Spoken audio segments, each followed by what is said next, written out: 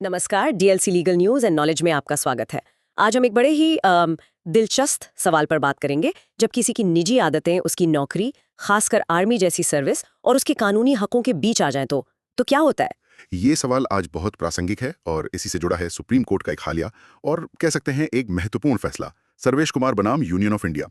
इसमें एक पूर्व सेना अधिकारी के विकलांगता पेंशन के दावे को कोर्ट ने खारिज कर दिया। उनके ब्रेन स्ट्रोक से जुड़ा मामला था ये, है ना? जी। ठीक है, तो चलिए इस मामले की गहराइयों में उतरते हैं।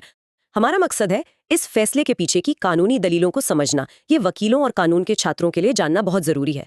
तो शुरुआत करते हैं कोर्ट के अंतिम फैसले से। उन्होंने अपील खारिज क्यों की? देखिए, सुप्रीम कोर्ट ने सशस्त्र बल न्यायाधिकरण मतलब आर्म्ड फोर्सेस ट्रिब्यूनल के फैसले को ही सही माना। कोर्ट का कहना था कि अधिकारी को जो इस्केमिक स्ट्रोक हुआ उसकी वजह सैन्य सेवा का तनाव या शर्तें नहीं थी। अच्छा। वजह थी उनकी निजी आदत, प्रतिदिन 10 बीड़ी पीना। और यहीं पर यह केस वकीलों के लिए खासतौर पर दिलचस्प हो जाता है। कोर्ट ने मुख्य रूप से 2 नियमों पर भरोसा किया। पहला है सेना के लिए पेंशन विनियम 1961 का विनियम 17। ये साफ कहता है कि विकलांगता पेंशन तभी दी जा सकती है जब विकलांगता सैन्य सेवा के कारण हुई हो या उससे बड़ी हो। सेवा के कारण हुई हो या उससे बड़ी हो, ये वाक्यांश तो हर ऐसे दावे का केंद्र बिंदु होगा। बिल्कुल। आदतों के बारे में भी कुछ साफ साफ लिखा है। यही इस केस का सबसे मजबूत बिंदु था। कोर्ट ने मेडिकल ऑफिसर्स गाइड 2002 के पैरा 6 का हवाला दिया। इसमें बिना किसी लाग लपेट के लिखा है कि शराब, तंबाकू या नशीली दवाओं के असंयमित उपयोग से होने वाली किसी भी अक्षमता या मृत्यु के लिए मुआवजा नहीं दिया जा सकता। अच्छा, तो तंबाकू शब्द पर खास जोर दिया गया। जी, कोर्ट ने उसे हाईलाइट किया। नियम यह भी कहता है कि ऐसी स्थितियां सदस्य के अपने नियंत्रण में होती हैं। तो मतलब नियमों में ये बात पहले से ही बिल्कुल साफ थी, लेकिन नियम होना एक बात है, उसे इस केस में साबित कैसे किया गया? मेडिकल सबूतों की क्या भूमिका रही? मेडिकल सबूत ही आप कह सकती हैं इस पूरे मामले की नींव थी। मेडिकल बोर्ड की रिपोर्ट में साफ तौर पर दर्ज था कि अपीलकर्ता रोजाना 10 बीड़ी पीने का आदी था।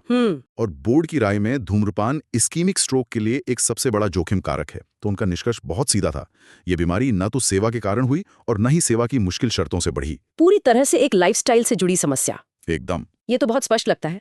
क्या अपीलकर्ता के वकीलों के पास कोई जवाबी दलील नहीं थी? मतलब किसी पुराने फैसले का सहारा लेने की कोशिश की उन्होंने? हाँ, उन्होंने कोशिश की थी।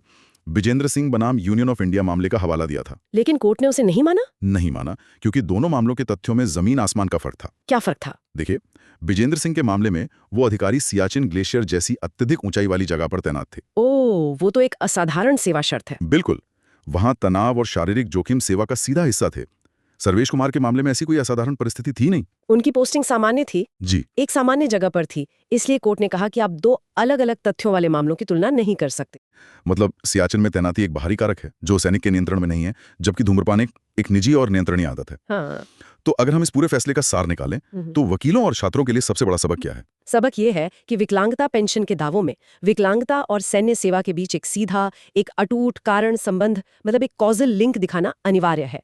इस फैसले ने एक लक्ष्मण रेखा खींच दी है। हाँ। कि अगर कोई विकलांगता सैनिक की निजी आदतों का नतीजा है जो उसके नियंत्रण में है, तो सेना उसके लिए जिम्मेदार नहीं होगी, भले ही वो व्यक्ति उस समय सेवा में क्यों न हो। सही बात है। बिल्कुल। तो संक्षेप में कहें तो ये पूरा निर्णय 3 स्तंभों पर टिका है। एक तो विनियम 173, दूसरा वो मेडिकल गाइड जो तंबाकू के उपयोग को बाहर करती है, और तीसरा मजबूत मेडिकल सबूत जो विकलांगता को सेवा के बजाय निजी आदत से जोड़ते हैं। एकदम सही। और जो हमारे साथी इस मामले को और पढ़ना चाहते हैं उनके लिए केस का नाम है सर्वेश कुमार बनाम यूनियन ऑफ इंडिया व अन्य। सिविल अपील संख्या है 7732/2024। ठीक है। ये फैसला 12 फरवरी 2026 को सुनाया गया। बहुत बहुत शुक्रिया, ये जानकारी वाकई बहुत उपयोगी है।